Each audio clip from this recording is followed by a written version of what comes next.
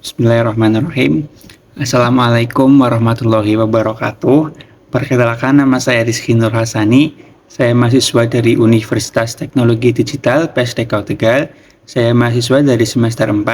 Di sini saya akan menjelaskan tentang manusia yang berharap hidup setahun untuk memenuhi ujian semester pendidikan agama. Memahami konsep umur takdir dalam Islam.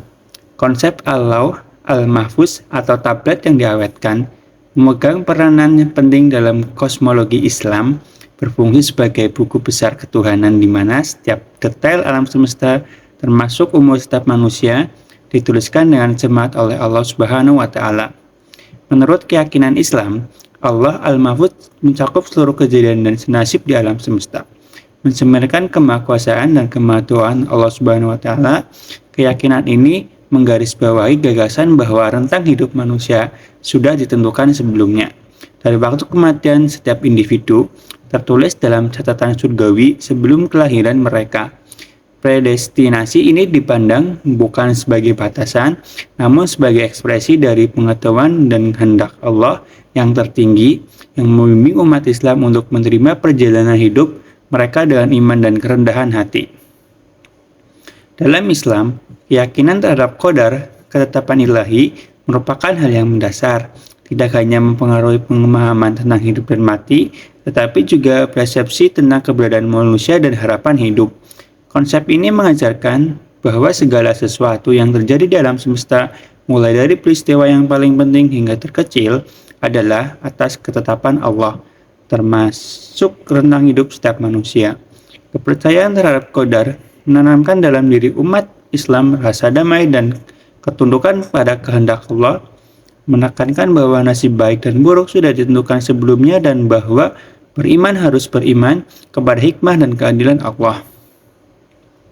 Penerimaan ini tidak mengarah pada fatalisme, sebaliknya hal ini memotivasi individu untuk menjalani kehidupan yang benar dengan memahami bahwa meskipun waktu mereka di dunia telah ditentukan, tindakan mereka dalam jangka waktu tersebut sangat penting untuk kehidupan mereka di akhirat. Lailatul Qadar, malam ketetapan, mempunyai makna yang sangat mendalam dalam Islam. Diyakini sebagai malam diturunkannya ketetapan tahunan dari Allah, termasuk urusan hidup, mati,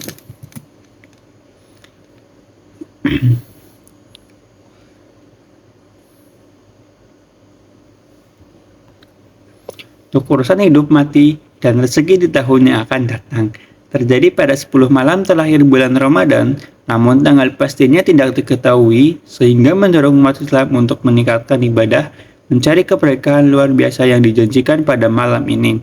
Al-Quran menyatakan bahwa beribadah pada malam Lailatul Qadar lebih berharga daripada berdoa 1000 malam.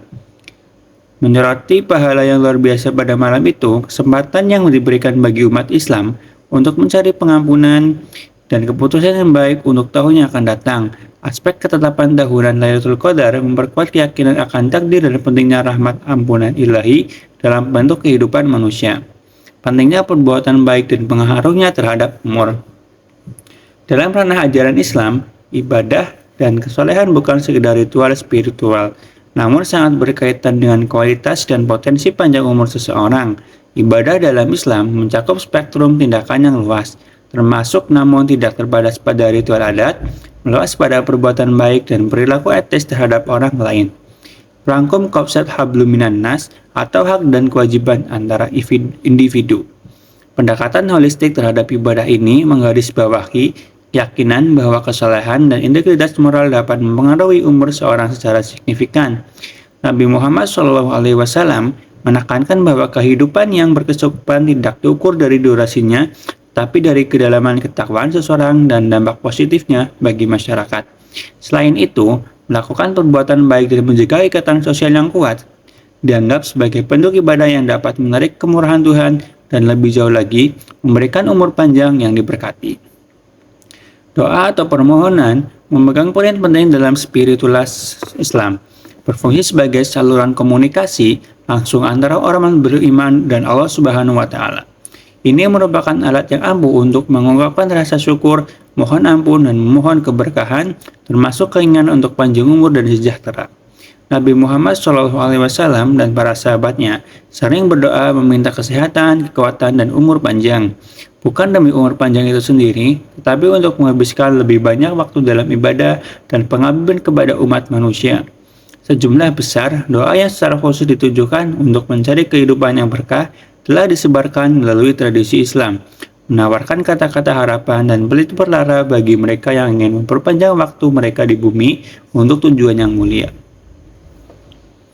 Praktik ini menggarisbawahi pandangan Islam bahwa meskipun manusia mempunyai keadilan yang terbatas atas mata hidup mereka, memohon dan sungguh-sungguh kepada Allah untuk kehidupan yang diberkati adalah bentuk pengakuan terhadap kekuasaan yang tertinggi dan menunjukkan karunia-karunia-Nya.